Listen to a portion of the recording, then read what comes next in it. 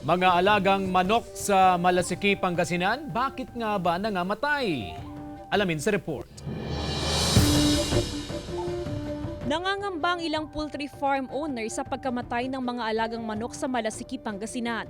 Sa poultry farm na ito sa Barangay Lunok, buwan pa ng Hulyo nang magsimulang mga matay ang ilang alagang manok. Aabot na sa higit 1,000 manok ang namatay.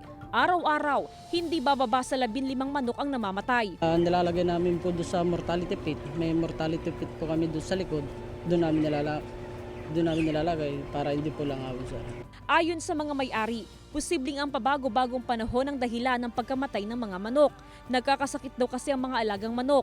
Paliwanag ng Municipal Agriculture Office ng Malasiki, hindi pa nai-report sa kanila ang insidente ng pagkamatay ng mga manok. Pero bukod sa pabago-bagong panahon, posible rin umanong may kapabayaan sa mismong poultry farm. Sa management din siguro, baka may lapses sila sa mga quarantine program nila.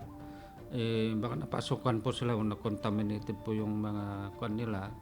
Nakatakdang bisitahin ng mga kawani ng Agriculture Office ang mga poultry farm sa bayan. Kung may report po talagang namin yung kasama ng LI namin, yung livestock inspector o livestock coordinator po natin na talagang mag-iimbestiga po.